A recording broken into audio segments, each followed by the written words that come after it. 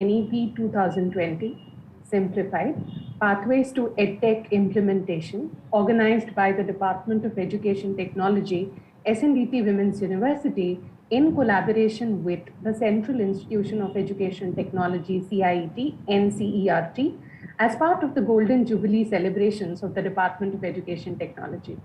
To commence with the proceedings of the conference, we will now be playing the university song. May I request all the dignitaries and participants to kindly switch off their cameras and rise for the university song.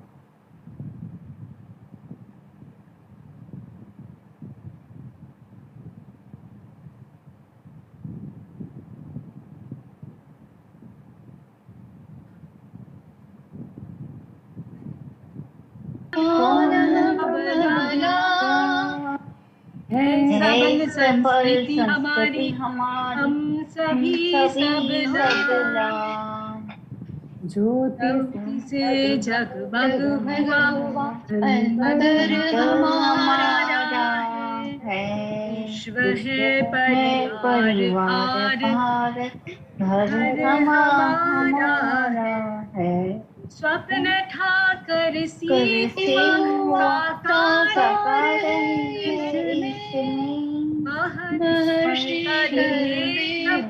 तपस्या हम दिशाएं और यहाँ दिनकर हमारा विश्व है परिवार हर हमारा विश्व है परिवार घर हमारा I request to stop the screen sharing and sorry for the technical glitch. I request Ms. Rajni to proceed. Yeah, thank you, ma'am. 50 glorious years of relentless effort to provide quality education, research, student connect, and new vistas to the field of education technology. The Department of Education Technology has come a long way.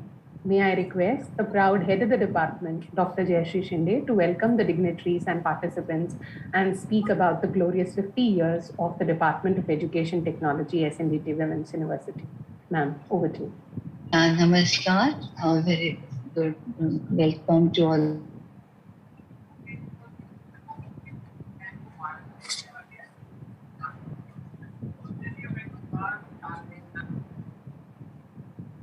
Of you and very good afternoon. Namaste of the conference, Professor Vasudha Kamath and Mr. Viplav Bakshi. I can see Professor Ubioza is here. Our registrar is here. We have our co-convener partner, Professor Behra from Paris, who has just won UNESCO.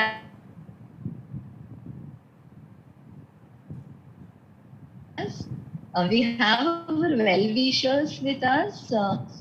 I can see Dr. Pradhan and many others to bless us on the occasion of glorious 50 years. Our some RRC members, Board of Studies members are also here with us. Let me share the screen, sir.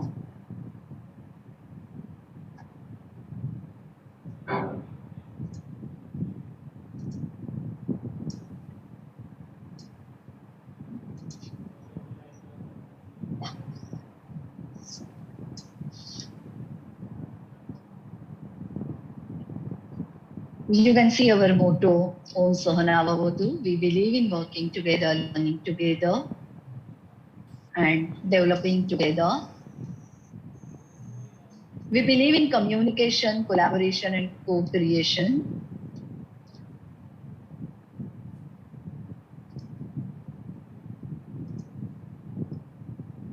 This event is dedicated to Dr. S.S. Kulkarni, Father of Educational Technology in India.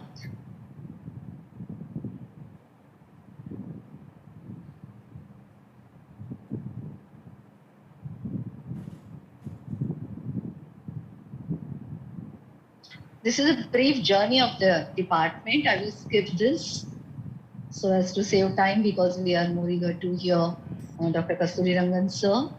where we were the first. Our first memories of first refresher course, our first entry to Jubilee campus, our first batch of master's program, our first internship abroad, paid internship. Our students' e-portfolio, we are the first one to start this practice from 2001. The first university's formal website, university's first presentation was developed. University's first online course was started way back in 2007, where Indian universities were not yet to start its courses. Where are we today? We have a beautiful infrastructure. We have desktops, laptops for all our students and faculty. We have e-learning recording studio. We have beautiful talking corridors. We have our master's unique program, and the environment is conducive. Our students always collaborate with each other. We have a beautiful campus. Students work together in digital and non-digital way. They come out with some creative products. We have so far conducted various research projects, consultancy projects, multimedia development, e-content development. We have RUSA e-learning center, and we have teaching learning center of the Ministry of Education. We have been conducting faculty training in higher education. Before that, we were engaged in school education. Now our main focus is on higher education, and these are some of the areas where we conduct faculty training. We are partnered to our universities, Srimati Kamalate Kapurkar Endowment Fund activities. We have Dr. Pradhan today with us, who is one of the experts on the committee. We pay our tribute today to our first HOD, Professor Rajni Asher, and our mentor, who was at the establishment of DTH, Professor A.W.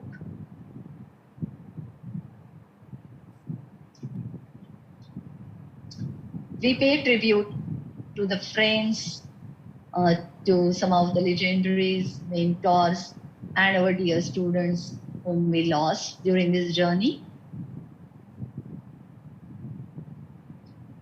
Thank you for having viewed this beautiful journey of 50 years. Thank you. I'll stop sharing, and I request Ms. Rajani to take over. Thank you, ma'am.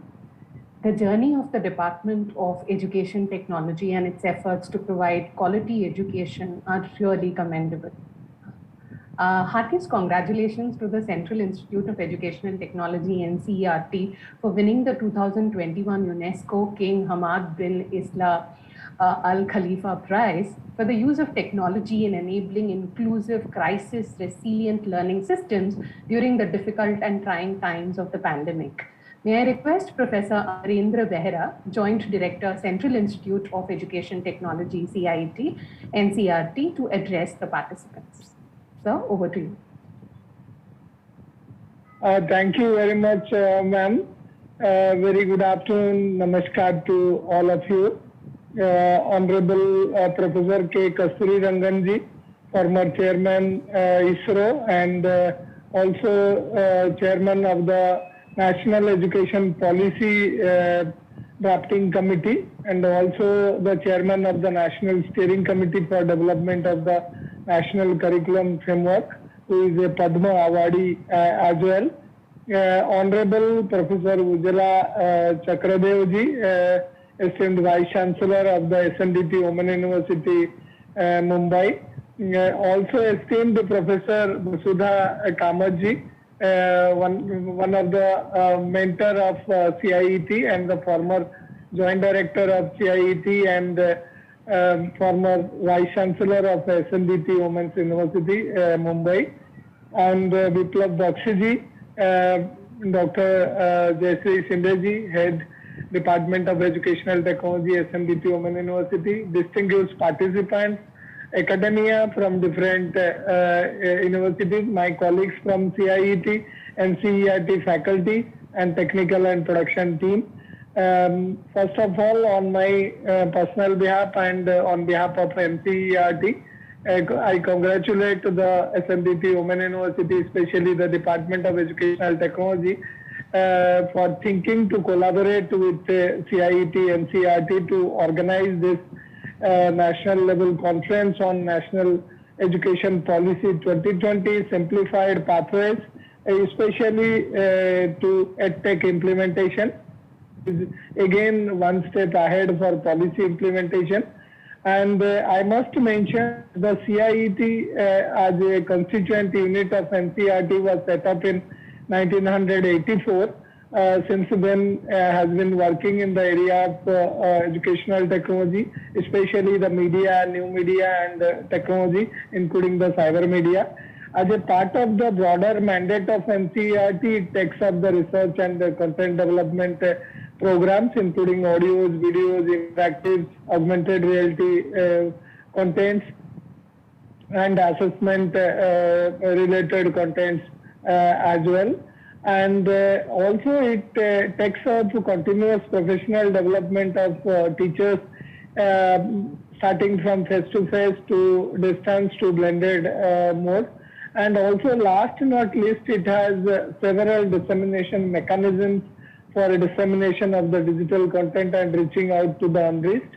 And the major initiatives led by CIET include the Honorable Prime Minister's eVidya program, under which there is 1 class, 1 TV channel and 1 class, 1 radio channel. And the institute is feeding nearly 12 TV channels and 400 radio stations. It maintains nearly 12 websites and 10 mobile apps. Prominent among them are Diksha, digital infrastructure for knowledge sharing, which is harboring nearly 281,000 digital contents and nearly 7,000 e-courses and 6,000 digital books with QR codes and talking books and audio books as well, and Indian Sign Language videos for the differently abled learners. We work towards implementation of the policy goals and also conduct a lot of research and extension activities to promote and motivate teachers. The Institute organizes National ICT Award for school teachers, teacher educators and the states also. And the Institute organizes dozens of national level quizzes where lakhs of children and teachers participate. And also the Institute takes up many digital publications, including a biannual educational technology journal and others. These are some of the work we have been doing. We collaborate with a large number of partners, and as far as our collaboration with SNDT Women University is concerned, it is way back in 2008-9 when Professor Vasudha Kamatji was the Joint Director of CIET. And I hope this collaboration will further help to implement the NEP-2020 goals in a better manner, starting from the school education to higher education, nursery to tertiary. And also we will be working for the realization of the vision of our Honorable Prime Minister also, while he talks about skill, scale and speed, using technology to achieve that, and also achieve $3 trillion economy for digital education in the country. So with these words, once again, I congratulate the SNDT Women University Mumbai for such a national level conference, and we will be happy to collaborate in any way in future also. Thanks to the Honorable Vice Chancellor for giving us this opportunity. Thank you very much. Namaskar. Thank you so much, sir. May I now request Dr. Jayashree Shinde to introduce Padma Vibhushan respected Dr. K. Kasturi Rangan, Chief Guest of the inaugural function.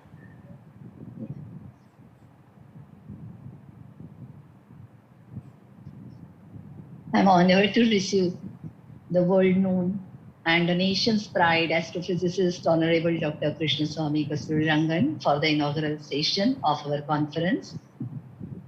It is indeed a great fortune for us all, the Indians and the educationists, that a scientist possessing wide interest in space science applications, technologies, national and international science-related policies and legal regimes devoted and dedicated more than 2 years to frame Indian students' future.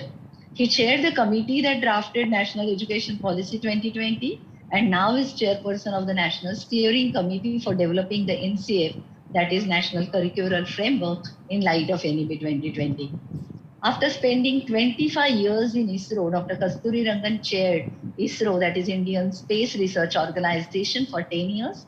He worked on the design and development of early satellite systems of ISRO and played a key role in shaping of India's remote sensing satellite capabilities. ISRO is now blessed to have him as honorary distinguished advisor.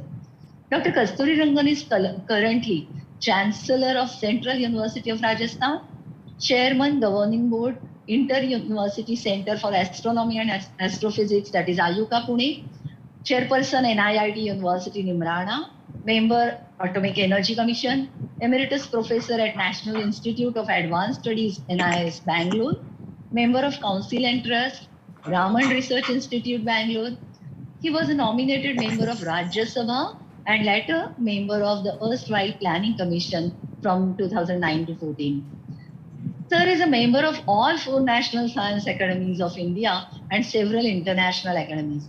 He is a member of the International Astronomical Union and a fellow of the World Academy of Sciences. He is an academician of the Pontifical Academy of Sciences, Vatican City, and honorary fellow of Cardiff University, UK. Sir is the only Indian to be conferred the honorary membership of the International Academy of Astronautics. Needless to say, several awards are conferred on Dr. Kasturi Rangan. To name a few: Shanti Swarup Bhatnagar Award, 4th SIS Shri Chandrasekhar Rendra Saraswati National Eminence Award, Brock Medal, Alan D. Emil Memorial Award, Theodore Corman Award, Basavashri Prashasti from Sri Murugamata, Karnataka. He has been conferred with the Rajyotsav Prashasti from Government of Karnataka. And the highest civilian honors, as you all know, Padma Shri, Padma Bhushan and Padma Vibhushan by the President of India. Sir is awarded Officer of the Legion d'Honneur in 2002 by the President of the French Republic, France. I request Sir to enlighten us on the revolutionary concept of Multidiversity University of NEP 2020. Thank you. Thank you.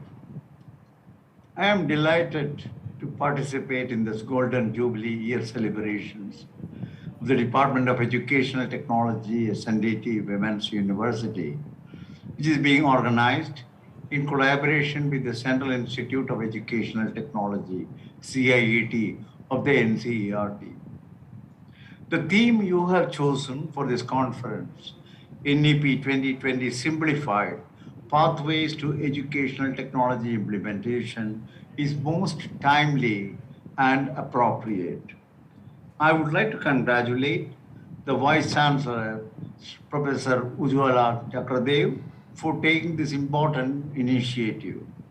As a visionary guiding the destiny of this 106-year-old women's university, Professor Ujjwala Chakradev has been extremely proactive in not only consolidating several different academic activities, but also providing futuristic directions in the field of education by taking early steps in implementing the NEP 2020 into the SNDT Women's University Education System.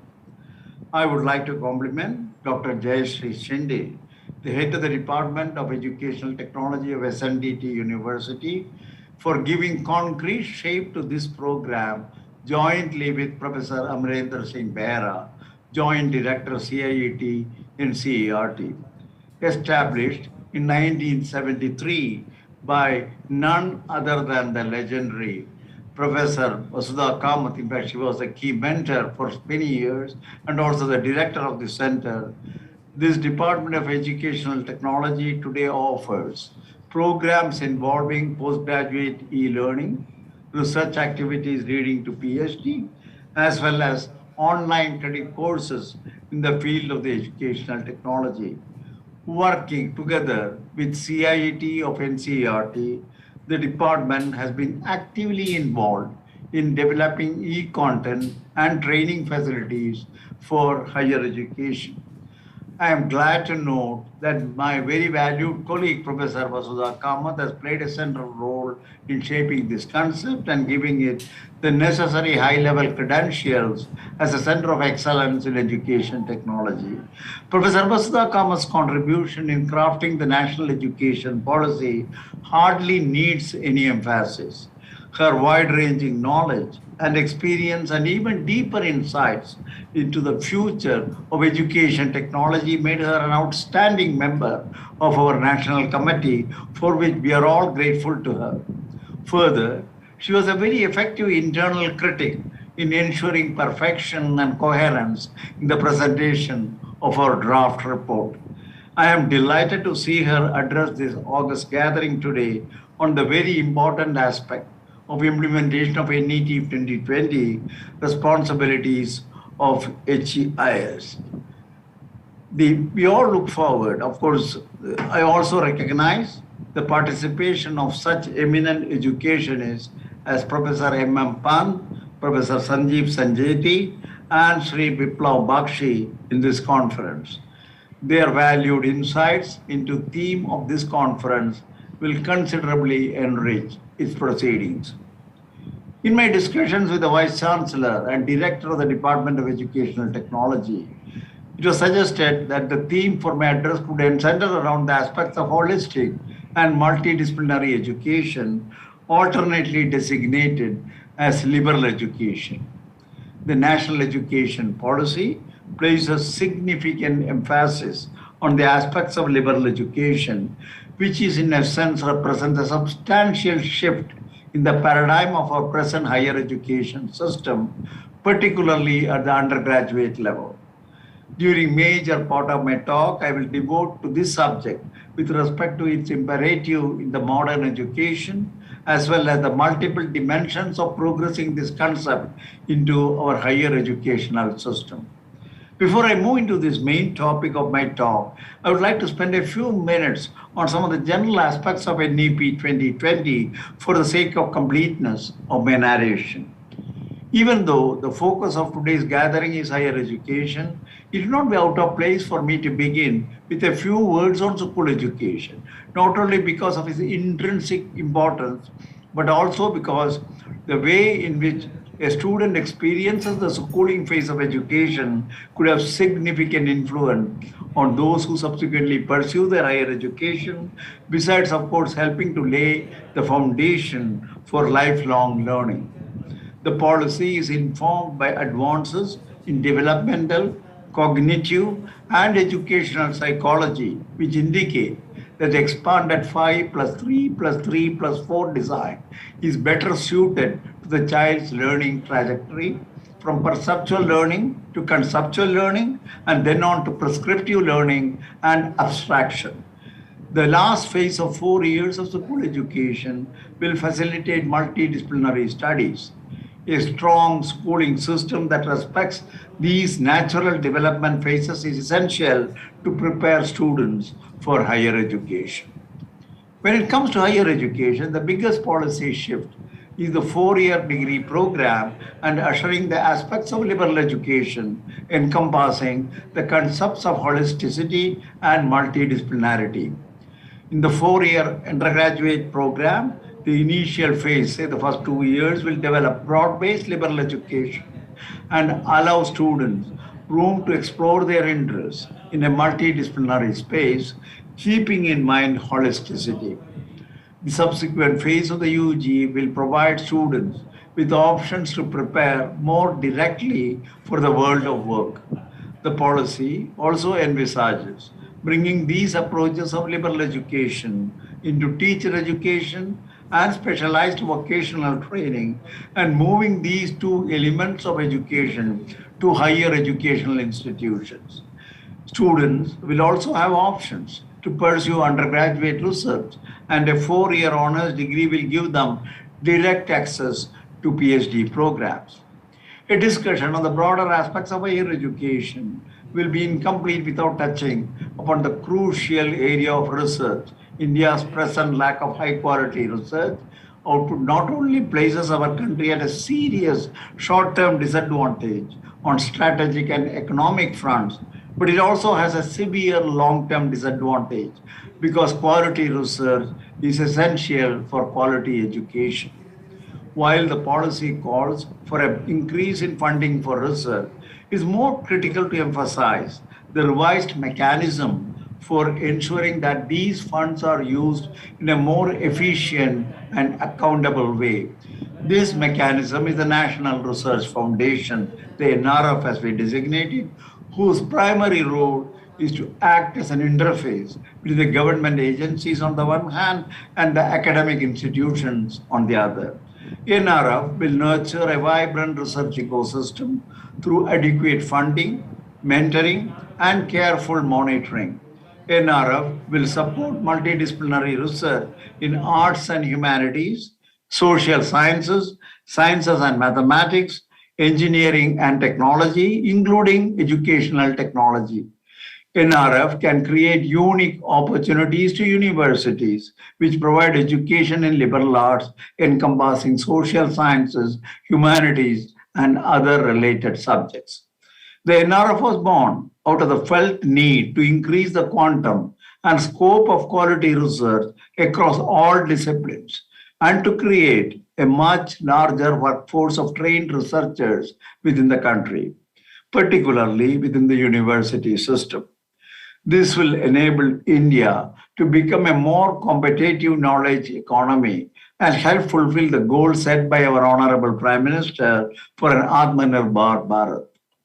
Recognizing this conference is being organized on the eve of the Golden Jubilee celebrations to commemorate the establishment of the Department of Educational Technology of SNDTOW, a few observations that are pertinent to use of educational technology as enunciated in the policy is in order.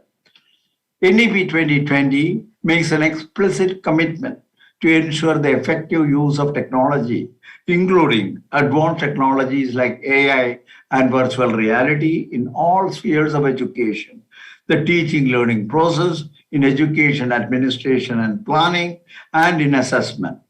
It does this with equally explicitly committing to the centrality of the teacher in education and considering technology as an aid to the teacher.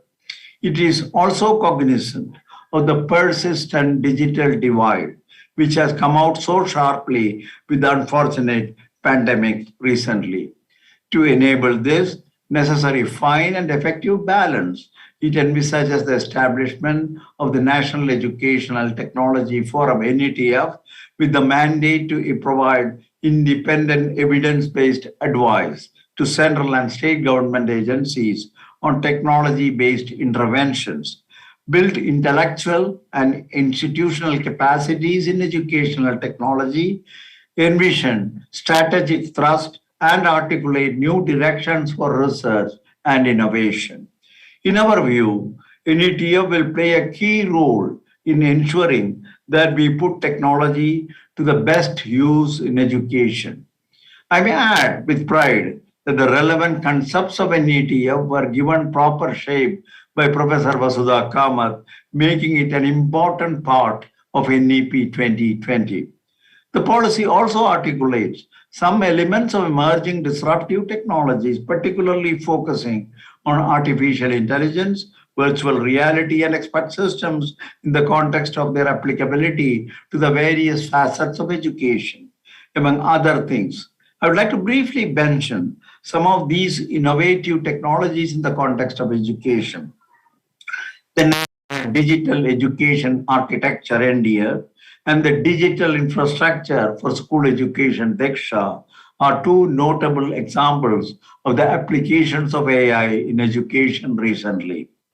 This infrastructure provides AI building blocks with central and state government agencies, as well as to India's thriving EdTech educational system that can utilize to enhance and augment the capabilities of all key stakeholders, learners, their parents, teachers, and educational administrators. Another critical application for AI in education is for language translation and handwriting recognition. India has taken a public goods approach by setting up a dedicated language AI mission to open up language data sets and AI models. Bhashini, the National Language Translation Mission, aims to play a vital role in this journey. It is the world's largest Indic language data and model corpus for open AI innovation. Coming to instances of AI in the classroom, once again, there is a clear potential for AI to positively impact teaching learning processes in the classroom, but we need to be far more cautious. NETF that we discussed earlier is precisely going to look at these issues. As another example, we can consider the use of AI to assess learners with disabilities.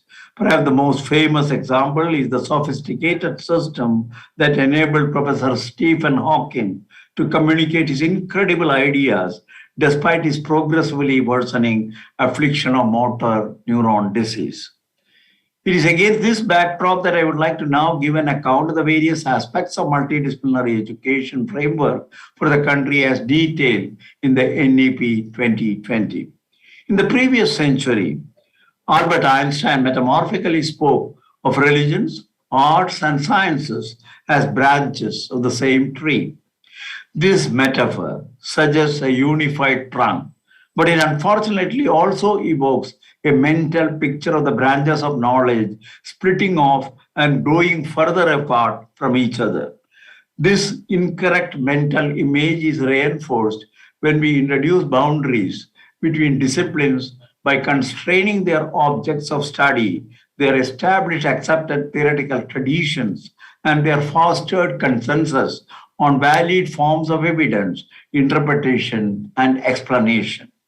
The concept of liberal arts literally means a liberal notion of arts, and it explicitly rejects the notion that these branches are separate. As we have stated in the policy, the purpose and importance of a liberal arts education, especially today, is to enable students to explore the numerous remarkable intertwined relationship that exist among the mathematics, the sciences and the humanities, mathematics and arts, medicine and physics, and so on, and more generally, to explore the surprising unity of all efforts of human endeavor.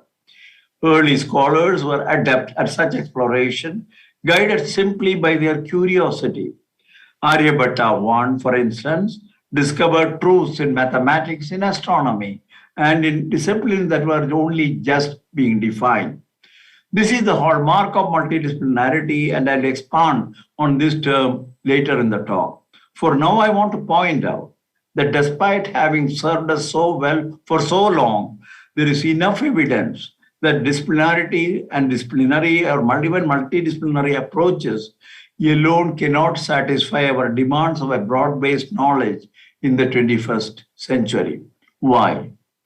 Because increasingly we are grappling with problems that are too broad or complex to be adequately tackled within a single discipline or cannot be broken up and handed to experts from several disciplines.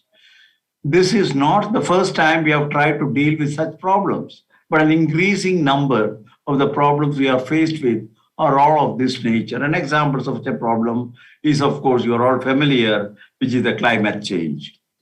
Obviously, the goal of school and undergraduate education cannot be to train young minds to successfully solve problems that challenge the professionals. But they are key elements of the process that professionals follow, which the young students can and must be exposed to.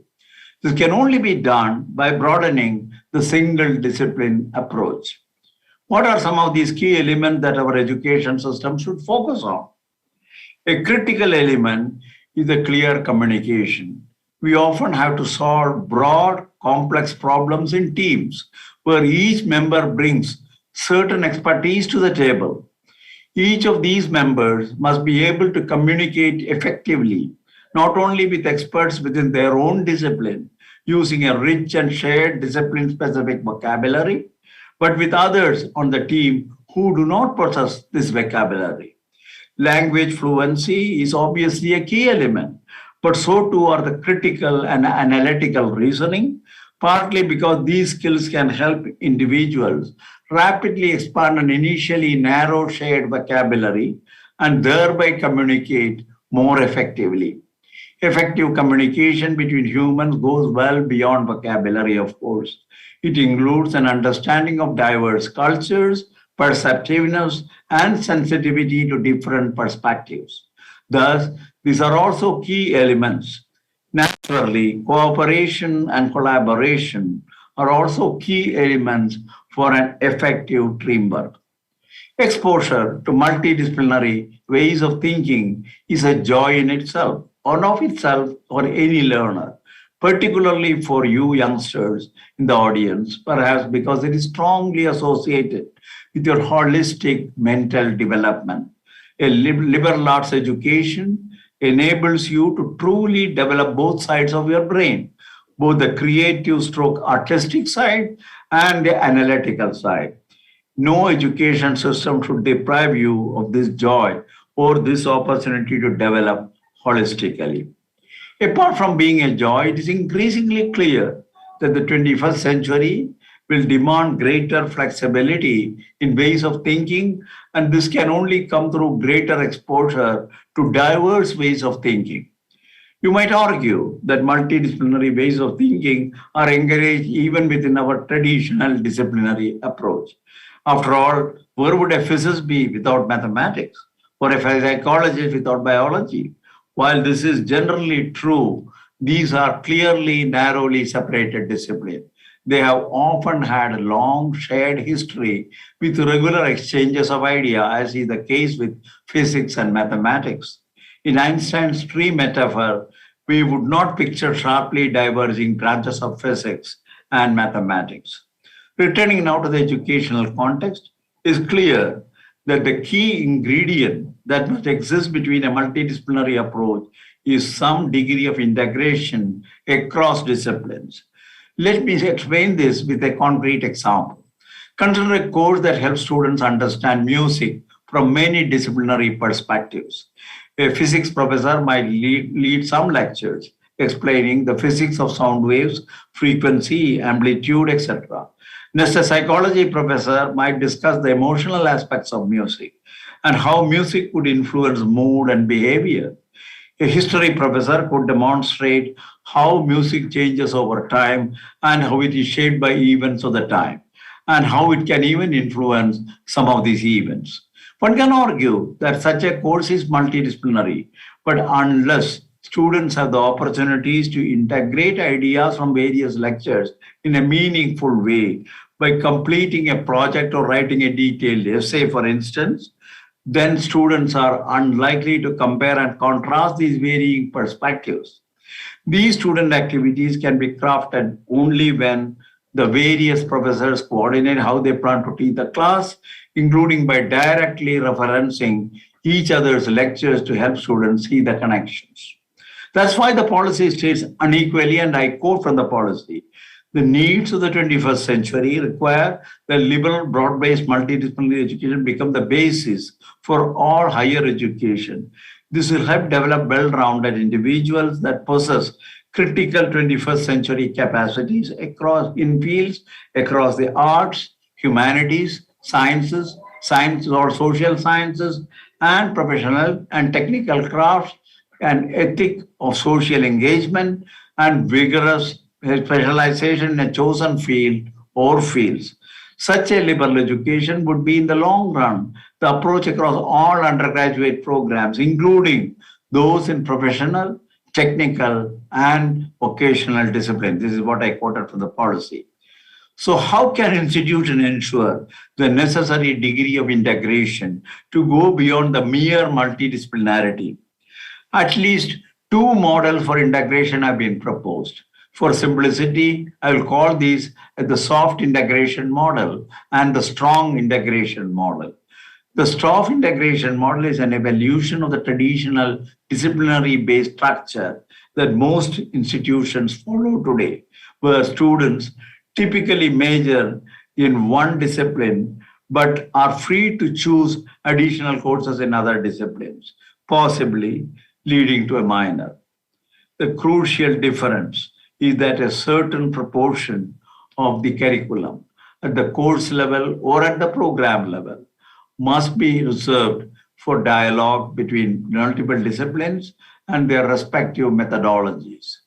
In the spirit of a true dialogue, the purpose must not be to overtly challenge multiple viewpoints and choose a correct one, but to help students recognize the promise and value in considering more than one viewpoint. These dialogues must include experts from each represented domain, and they can take several familiar forms: classroom discussions, seminars, workshops, etc. But these cannot be isolated events. While this mode is pedagogy heavy, it can be complemented with interdisciplinary projects of similar complexity to traditional subjects at the undergraduate level. In contrast, the strong integration model is a substantial departure from the traditional multidisciplinary-based program structure. Instead, programs are defined by critical but sufficiently broad problem areas such as clean energy or adult literacy or a heritage preservation. The fidelity is to the problem, not to the one or a handful of disciplines. Indeed, relevant elements from any discipline that can help to understand and address the problem are fair game for inclusion in such programs. Thus, a clean energy program will probably include core courses in physics, renewable energy technologies, energy economics, as well as a host of electives that could be attuned to specific research and consultancy projects that the institution has strength in. Throughout, the search is for a solution or a better solution according to a relevant metric, recognizing that breakthroughs will often be interdisciplinary or transdisciplinary in nature. In contrast to the pedagogy-heavy soft integration model, the strong integration model will tend to be more research consultancy-heavy. The policy rejects a one-size-fits-all approach for recognizing the importance of institutional autonomy. It does not even compel institutions to immediately follow the liberal arts model. There will be a transition period, during which time some institutions may pay more lip service to such a model or may develop flawed models based on a misunderstanding of the principles. I've tried to articulate here, these institutions risk compromising not only the long-term growth of their graduates, but also their own survivability. I can see some of these signs right now, the early phase of trying to implement the liberal education within the institutions. However, I fully expect several institutions to successfully develop a variety of models of liberal education that truly empower their graduates. Prominent among these will be the model public universities for holistic and multidisciplinary education at par with IITs, IIMs, etc., called the MERUs, the Multidisciplinary Education and Research Universities. These institutions will help set the highest standards of multidisciplinary education across India and will aim to attain the highest global standards in quality education. They must also lead national efforts to train faculty to transition from disciplinary to interdisciplinary programs.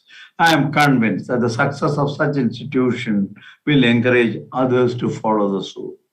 Thus, I expect a return in some ways to a model for education reminiscent of our earlier time, Banabhatta's Kadambari, written 1400 years ago, described truly educated person as one who had mastered all 64 kalas or arts, which included music, dance, painting, sculpture, languages, and literature, in addition to subjects such as engineering and mathematics, as well as vocational subjects such as carpentry. While the number and nature of these kalas will surely differ, the principles will be largely the same. A comprehensive liberal arts education will develop all capacities of the human being, I repeat, intellectual, aesthetic, social, physical, emotional, and moral in an integrated manner.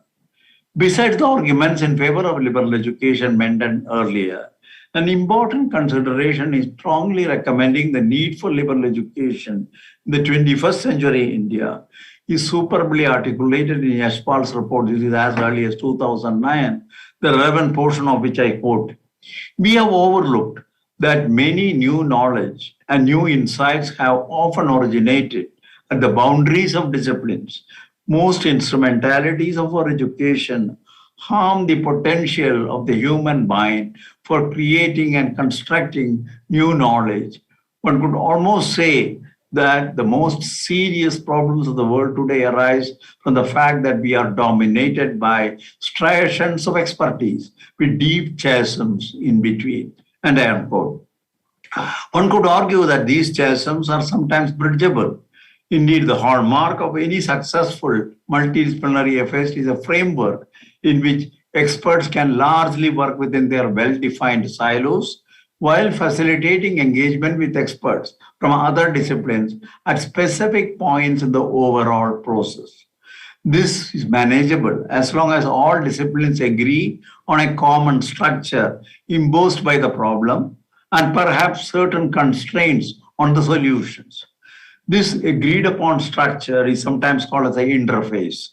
In software development, you are quite familiar, for example, the team may spend considerable time jointly designing the interface, more precisely an application programming interface or an API. Once the interface has been properly designed, the team can split up and work within their silos, as the interface is explicitly meant to minimize and ideally eliminate the need for members to communicate further across the disciplines. There are still other ways of problems where even an interdisciplinary approach is insufficient. Instead, the team must adopt a transdisciplinary approach that not only integrates several discipline-specific approaches, but also extends these approaches to generate fundamentally new conceptual frameworks, hypotheses, theories, models, and methodological applications that transcend their transdisciplinary origins. Such an approach is particularly relevant with problems spanning across arts and humanities on the one hand and science and technology on the other. This approach is increasingly necessary in cutting-edge research, and it can lead to the emergence of new sub-disciplines or even whole new disciplines. As an example, consider the landscape archaeology. Whereas traditional archaeology focuses on studying small-scale remnants of the past, ranging from fragments of pottery to individual structures, or at most a cluster of structures. Landscape archaeology expands the realm of study to include surrounding landscapes. These landscapes can hold either two discovered clues to the past that are detectable using remote sensing technologies. The transdisciplinary research in this context has led to the development of new techniques to analyze remote sensing data, from integrating it with other historical data drawn from old maps using GIS technologies, the geographic information approaches. Interestingly, this transdisciplinary approach has led to new insights into the history of one of the iconic transdisciplinary institutions of this country, namely Nalanda. By measuring the precise orientation of the sacred structures using satellite imagery, researchers have discovered that structures that are built later were tilted further away from the east-west line than their earlier structures. To explain this, the researchers weave together the insight from history and astronomy. In doing so, they have arrived at a surprising technique to date these structures. This, in turn, has advanced our knowledge because these sacred structures are difficult to date using traditional techniques. In the context of introduction of liberal education, one should also take into account the potential for significant and rapid transformations in the world of work and the consequent shocks to the wider social fabric caused by advances in disruptive technologies. Today, we can easily identify specific forms of livelihood that are threatened by the AI revolution. What is quite remarkable is that such a threat was recognized more than 5 decades ago by Dr. Vikram Sarabhai, with whom I had the privilege of working in his 1968 convocation address at IIT Madras. And I quote, "In nature, left to itself, control is maintained through an ecological balance. Order is not imposed from above, but arises through the interaction of each unit with its environment in a dynamic equilibrium." On the other hand, inherent in the program of accelerated development, there is a suppression of some of the natural constraints which prevent divergence. Even as the rate of innovation, of discovery, and of everything else in the world gets faster and faster, so does the obsolescence of people, and things become even more acute. The qualitative change which has occurred in the last decade with the development of atomic energy, with the exploration and use of space, with the advent of electronics and computer sciences, is a manifestation of the divergent human function which has suddenly overtaken the world. What we have witnessed so far, dramatic as it is probably pedestrian compared to what we can expect in the future. This is by Dr. Vikram Sarabhai, and I quote. Against this, let us ask for ourselves, how is our education system going to prevent the obsolescence of people? Failing to do so could, in the deliberately thought and action provoking words of the historian, I'm sure many of you know, Yuval Noah Harari, lead to the rise of a useless class. This is a sobering thought, bearing in mind that our present education system fails to universally provide an even foundational literacy and numeracy. Even when it does provide these necessary foundations, it does not prepare the graduates for an uncertain world buffeted by pandemics, climate change, and AI. Knowing that every graduate entering the job market today will look forward not only to several jobs, but also several careers during their working life. And this is the message that one would like to see. A liberal education has the potential to provide graduates with a combination of transferable and uniquely human skills to help them adopt and continuously learn to work in this challenging environment. Having discussed the question of why liberal education now, let us turn our focus to the equally important question: how can we implement liberal education at scale in India?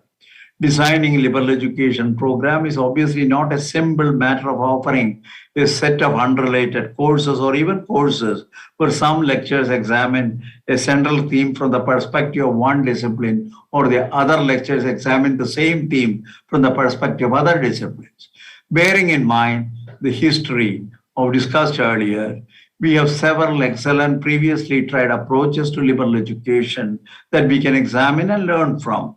Let us first articulate some key discipline agnostic elements that seem absolutely necessary. Fostering the ability to communicate clearly has already been emphasized in the earlier part of my talk. Even at the expense of repeating some of these arguments, I would like to consider it appropriate to articulate these related ideas in the context of the present narrative.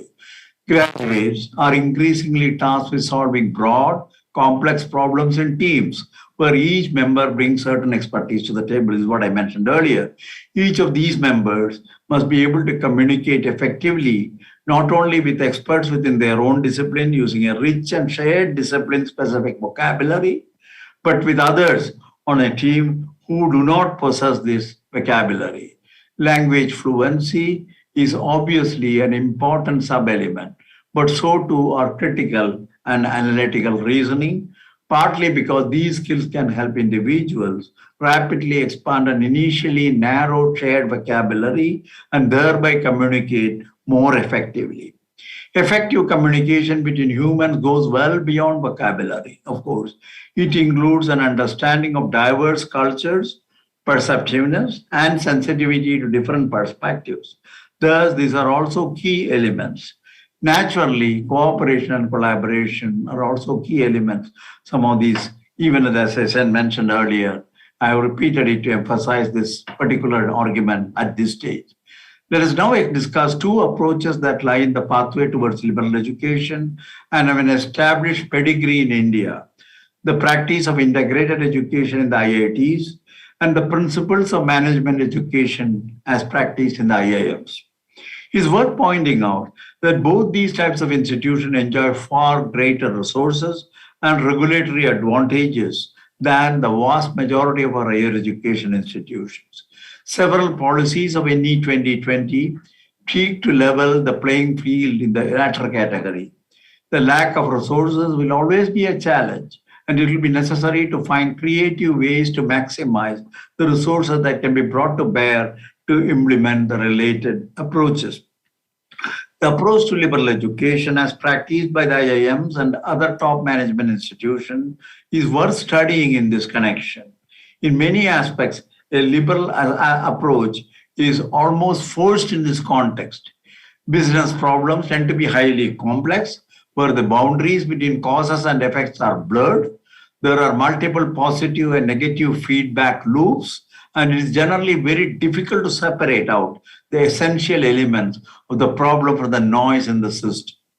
Solutions to such problems are rarely optimal in a quantifiable sense, and they must combine explicit knowledge of the basic disciplines with tacit knowledge that comes from practice.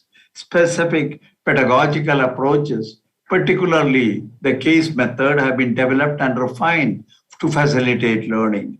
In the case method, students must learn to draw inferences from common patterns that they observe from various cross-section of real-life illustrations and of best practices.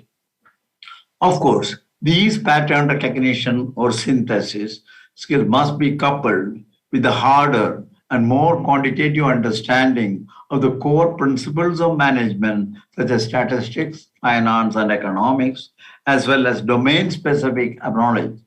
In fact, a key trend confronting MBA programs today is the demand for graduates who are ready to work from today, day one, in domain-specific jobs. Not the best way to happen. In giving a flavor to which one can proceed with implementation of the liberal education model, I have in mind the possibility of SNDT-based Women's University and a strong, varied academic base to come up with a range of baseline models for liberal education, keeping in mind the broad spectrum of higher educational institutions that operate under you. Such baseline models must include an aspect of the NEP 2020 does not explicitly detail, but one that is extremely important, the need to train faculty for liberal education. An immediate challenge is the shortage of master faculty with sufficient expertise to adequately train other faculty. A greater concern is a substantial shift that is necessary in the present academic culture, where interaction between faculty, between students and faculty, and between students is generally poor. It's immediately clear that both the soft and strong integration models discussed earlier are unworkable in such an environment. We must recognize that changing this culture is likely to require conscious and sustained effort because it has deep historical roots. In fact, some scholars point to the etymology of the Sanskrit term Upanishad, which is Upa means near to, Ni means down, Sat means to sit, reflects a prevailing atmosphere where the transmission of knowledge was restricted to only those in physical proximity, but otherwise shrouded in secrecy. Such an atmosphere is explicitly encouraged in the Rasara Nasmo Samuchaya, a compilation from the 13th, 14th, and 16th century, which states that this chemical knowledge is powerful when secret, important when public, so guard it with determination as you would the privacy of your mother. Besides translating many of the key recommendations of this policy into concrete educational program within your institution, SNDT, the Women's University, should strive to become a fountainhead of inspiration and knowledge that could help other institutions to follow your methods and approaches. The recommendations of NEP 2020 enjoy broad and enthusiastic support. It is also heartening to see that almost all the criticism was constructive and detailed in nature. It indicated that the authors were reacting to the actual policy statements and not just to newspaper headlines or trending tweets. In conclusion, liberal education is a key pillar of NEP 2020. When implemented in the spirit we have articulated here, it can unlock all capacities of the human being, which, as I said earlier, intellectual, aesthetic, social, physical, emotional, and moral, in an integrated manner. It is individuals with these characteristics who will one day proudly call themselves Indians. And that, we are certain, will be the bedrock of a better India and a better world. SNDTUW, I am sure, will play a central role in the key transformations of the NEP 2020, will help to affect towards making India a preeminent dynamic knowledge society. I wish you the very best in this noble task. In the drafting of this press, I will also acknowledge I drew heavily from the previous work of many erudite personalities. I would like to specially highlight the name of Professor Vasudha Kamath, Professor Anurag Bair, Professor Manjul Sharma, Professor Viraj Kumar, and many others. To all these many others, I would like to express my deep gratitude. I would like to once again express my great appreciation and the gratitude to all the organizers, the Vice Chancellor, the Director, and others who gave me this privilege of addressing this very erudite gathering on an issue and on a subject which I think is going to be very critical in the context of evaluating the success of the NEP 2020 itself. Thank you very much.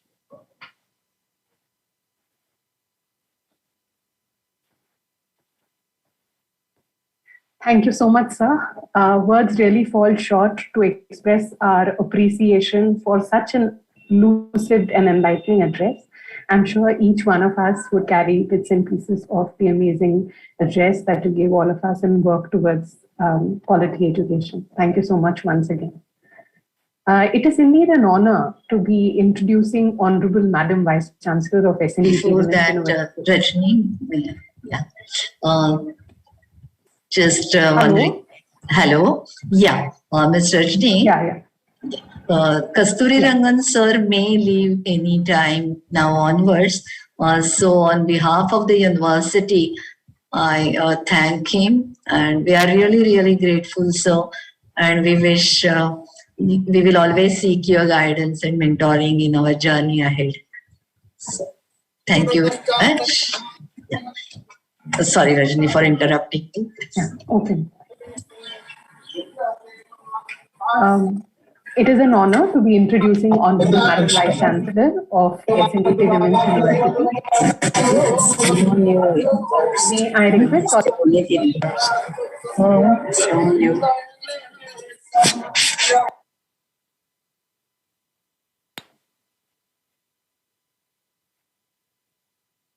Hello, can you hear me? Yes, we can. Yeah, please continue. Yeah. It is an honor to be introducing Honorable Madam Vice Chancellor of SNDT Women's University, Professor Ujjwala Chakradev. Madam took charge as the Vice Chancellor of SNDT Women's University in September 2021. The university is indeed fortunate to have a dynamic Vice Chancellor like Madam, who had initiated several reforms and revitalization processes in such a short span of 5 months. The strategic plan for the university for the next 5 years is ready under a able and dynamic leadership. Madam is a visionary architect and urban planner with extensive experience in designing and planning several prestigious architecture projects like the Design and Research Super Speciality Government Dental College, Administrative Building of ICMR Nagpur, Master Plan for Comprehensive Tourism Development for the UP Tourism Department, and various projects of interior design and architecture for the RTM Nagpur University and the design of Srinivas Public School for WES, to name a few. Madam was involved in teaching architecture for over 35 years. She worked as professor and principal at the Srimati Manorama Bai Mandle College of Architecture in Nagpur, Her deep involvement in exploring methods and means of teaching architecture resulted in the development of a unique MArch in Architecture education program for the RTM Nagpur University, which is the first of its kind in India. She was also instrumental in launching MArch in Urban Design program in her college. Madam is an alumna of the prestigious Visvesvaraya National Institute of Technology and Visvesvaraya Regional College of Engineering, Nagpur. Her doctoral research was in impact of social change of architecture education in India. Her experiences with her students are documented in the Marathi book Scale Ani T Scale, published by Sahitya Prasar Kendra, Nagpur. It was published in 2013. And her experiments in experiential learning led to the documentation of the students' study tour to Bhutan and the Harshil Valley. She's also co-authored 2 books, Anubhuti 1 and Anubhuti 2. Madam has published a chapter on life cycle assessment methods and procedures and their role in measuring sustainability component of construction materials by Elsevier. Her research in the field of architecture has been an active part of her career, and Madam holds 3 IPRs and is credited with many research papers. The fondness of Dr. Chakradev for heritage structures is evident in the numerous initiatives that she has taken to conserve and raise awareness of heritage structures among her students. Madam has been a member of the Heritage Conservation Committee of Nagpur Municipal Corporation since 2010, and she has undertaken professional projects. Can I request the participants to kindly mute themselves? Yeah, Madam has undertaken professional projects as architect and interior designer for government and private clients, and her work has led to the conceptualization of the term design for change. It is indeed a pleasure to have Honorable Madam Vice Chancellor preside over the inaugural function today. And we now request Madam to inaugurate the Golden Jubilee logo of the Department of Education Technology. Yes, thank you so much, Rajni, and such a wonderful and elaborate introduction. What do we do by wonderful logo? So I announced this wonderful logo for completing 50 years of Department of Education Technology, and it has been designed wonderfully, and I announce it to be inaugurated. Thank you so much. Thank you so much, ma'am. And now could you please share your presidential address to the participants?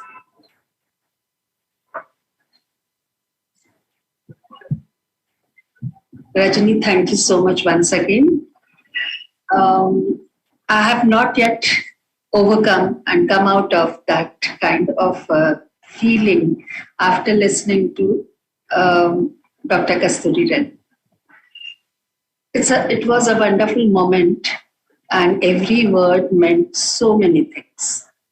Deep meaning of every word is the essence of national education policy that we have learned recently. The document which has been presented as national education policy is such a small document. You hardly take 1 hour or 2-3 hours, sit together with the document and you read it and it's done.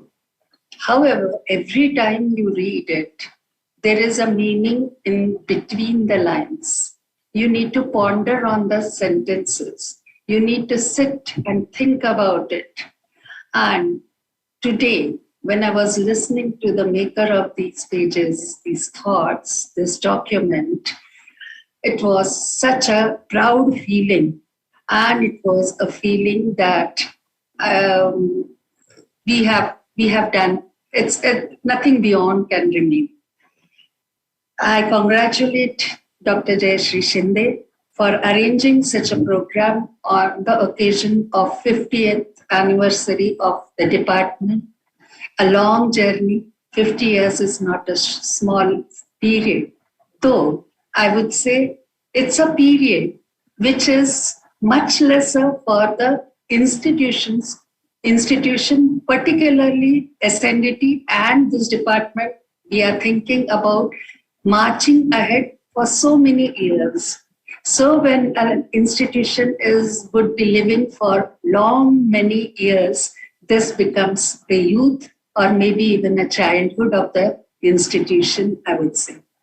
This institution has marched and come to this level, and it has been nurtured by so many well-wishers, and not only well-wishers, by the hands of the experts who have brought it and developed it and further brought it to this level. Dr. Vasudha Kamath, who is not only the mentor of this department, former Vice Chancellor of SNDT, WU, as well as maker of NEP. Her presence in this August gathering is something which is so wonderful. And we feel blessed to have you, ma'am, here with us. And I particularly feel blessed to be a part of an organization which is 106, more than 106 years old, and with an ideology which is so peculiar, which is so important, which is so grounded, which is so contextual, and which has been a part of me also for a long, long time. I was introduced to be an architect and a planner. However, I feel I've been in association with young girls and in their education, along with for their education for such a long time.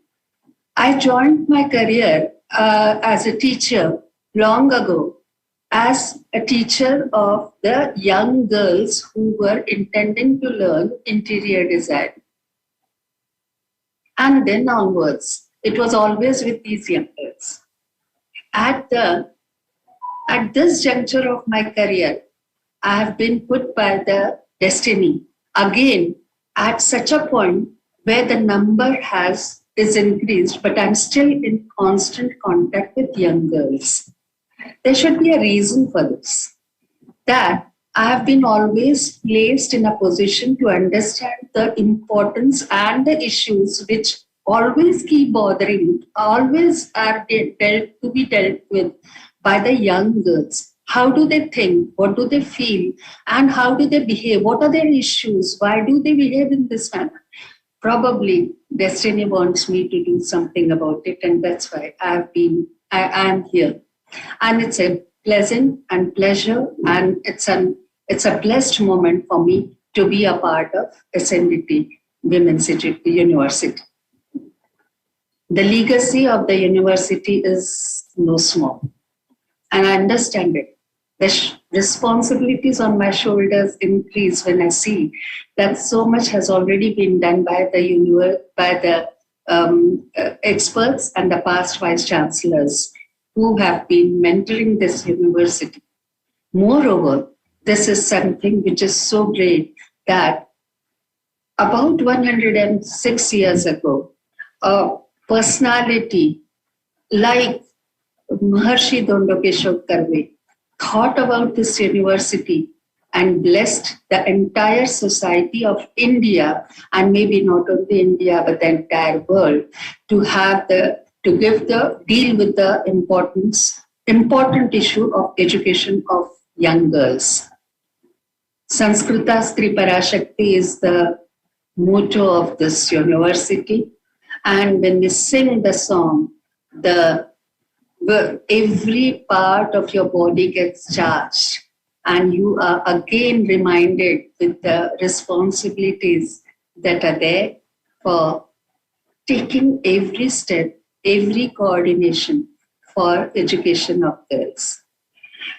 National education policy have been always very much interested. Before I start talking a bit about it, at this August Forum, in the presence of experts who have been the makers of this, I need to pull my courage together to talk a bit about national education policy. The present audience, I'm aware, there are experts from the field of education. There are well-wishers, all those who have logged in. There are teachers, my students, and also Dr. I think Dr. Kasturi Rangan has led, but really it would have been very difficult to talk in front of them about national education policy and about our understanding and our interpretations about it. The first draft, when it came, I'll make an attempt. We are trying our own ways. There are various efforts which have been taken up at the university level also. Good or bad, the time will tell us. But there are mentors who are always guiding us. Like Dr. Vasudha Kamath is watching us, and we will be soon sharing the draft which would be ready and for the implementation of national education policy. I've been always fortunate, I don't know how, but then to be associated closely and observe closely the making of national education policy. When the first draft came and the appeal was made to give our opinion, I was in the movement where we started collecting the opinion of the public. And I'm fortunate enough to say that there are more than 1 lakh opinions were collected by us together as a team and shared. Probably some of them might have been a part of the actual policy also. We read it, we shared it, we talked about it, and we said, now is the thing that we were talking, my generation as well as my parents' generation. We always talked about what is this going on in the schools? Why are children being taught in this manner? And we were always perplexed, and it was a sort of a distress. But we used to talk about it over the cup of tea. As soon as we put our cup, like me, there could be many others also. Like after the cup was empty, we put it down on the table, and then we would say, we would start with another. But one very important aspect we were forgetting, all of us were forgetting, that there is a close association between the society, which looks like, which thinks like, and which appears to be the way it is today, and the education, the kind of education through which that society has gone. This link of education and the society and its close association, though we forgot with a cup of tea, but there were experts, there were people who were thinking about it, and then they were the makers of this policy. Today, Sir talked so many things about the policy, especially the multidisciplinary aspect, and so widely it can be implemented. If we just talk about multidisciplinary education and connect it to various departments, various fields, as a human being, we are to become a holistic person and to look at every aspect of our existence. Probably multidisciplinary becomes a smaller word. That is what I realized once again when Sir was talking about national education policy and its nuances. And when he mentioned about so many things, the way we look at it, I am reminded of a story of the elephant and the four blind people. And when we talk about, they start describing it with their own experiences. The same thing is with the national education policy and our understanding of multidisciplinary aspects and approaches to the subjects are so specific, so small, but we sit together, we discuss about it, and we have a large group which would help us. So many people think simultaneously, and then we arrive at certain things, and these are the certain things which may look like very small ones, but that's a baby step towards the implementation of national education policy at SNDT. And this small, we were happy at right from this coming academic session, probably be able to do that. And this multidisciplinary approach, when we started talking about it and discussing, I could sense the enthusiasm amongst the entire, all the members of SNDT. I have been talking about it, and I think there is so much to this policy, which I would like to, I'm just forced to share about it or talk about it for just within my time limit, of course. The education when my parents started, it was only through lectures and memorizations. But in my generation, that is education too, we started talking about slightly later dates, of course, internet-enabled learning and open sources we started taking up. And in education 3.0, knowledge producing education we talked about, and that was the focus. And now with NEP, it is education 4.0, that is innovation promoting education. We're not just interested in educating the people, but we want them, national education policy wants them to be innovative.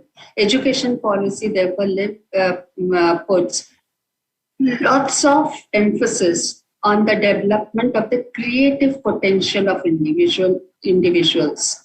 And it develops education is a key enabler and the best tool of achieving economic stability, social mobility, inclusiveness, and equality. All that is possible through education. And that's how national education policy would like to address to. I would like to just very briefly talk about that. Earlier, we talked about behaving properly, or education would bring about a behavioral change. But now we are talking about, through national education policy, if I'm not very wrong, ma'am, that it is cognitivism, constructivism, and metacognitivism that we talk about. Earlier, we gave lots of importance to guru and the teacher. Yes, that's important and that will remain even now. However, there is a dramatic shift now in our pedagogy from teacher-centric education to learner-centric education. And that will be possible through this. Individual learning, from individual learning to cooperative learning, collaborative, participatory, and these are the ways in which national education policy would like the pedagogy to happen. Expository learning, and from expository learning to discovery learning, and from linear approach to non-linear approach. These are very small things. Integration of Indian languages, sir also talked about it so elaborately. And he mentioned about the integration of Indian languages, but I would say that's something which we would be able to take it up. But I'm not very sure that we would be taking up at the first phase at SNDT, but later on surely. And one thing is for sure, with education technology department around here, technology-enabled learning is the soul of SNDT. And that's why it can become a part of transformational change that can bring in the transformational change in the online education experience. And because online education, we have been talking so much about it in our past, that's where what we just say that we go to Zoom and it's online education. But there's so much of detail that we need to learn about it. And it enhancing the regular classroom and based pedagogy will have to change so much. We would try to bring all those changes here at SNDT. It could offer more flexibility and learning support into the traditional format. Technology offers teachers the opportunity to become more collaborative and extend learning beyond classrooms. So we as teachers will have to learn about it. Policy talks so much about digital learning. It talks about so many other things, but I feel it's pertinent right now for me to talk only about this particular aspect a little bit more because we are talking on the occasion of our 50 years of education technology department. This education technology department, which has been helping all other departments of SNDT to become technological friendly, to understand the meaning of digital learning, which goes beyond online learning. It has something to do with the blended learning. It has been, department has always been in taking initiative in creating e-learning contents. So what is this e-learning? What is the difference of e-learning from virtual learning? And how is it different? How is it being catered by the virtual universities, skill development universities? How these can be integrated by digital learning or through digital experiences and technology. Digital learning, ICT, and the technology is going to help us reach the farthest area of our remotest area of our country. Access, equity, quality, affordability, and accountability, which are just the words right now. But if we look into each word in detail, the programming can be done of the academic content of the university, and the entire thing can be revolutionized.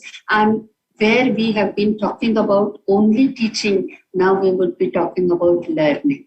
So there are various such ways in which we can actually deal with the technology. But these technologies and other aspects, when Sir was talking about national education policy and liberal education, I thought this is the ground.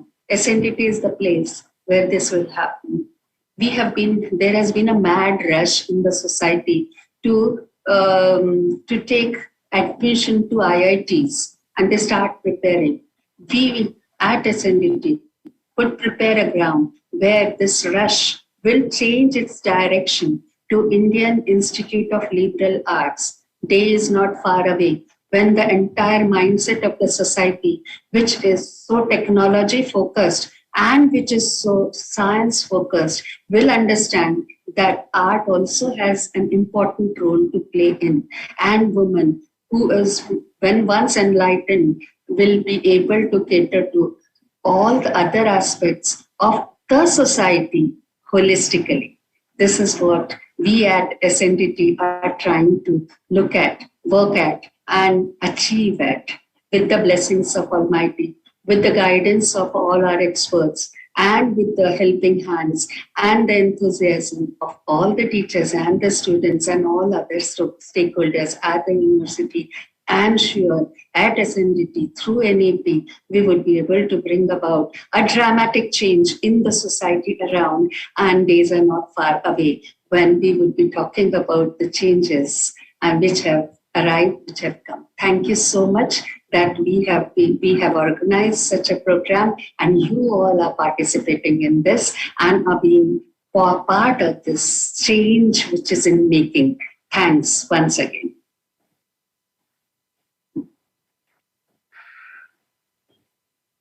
Thank you so much, ma'am, for always guiding and motivating us. I would like to share a little bit of trivia about the logo that you just inaugurated.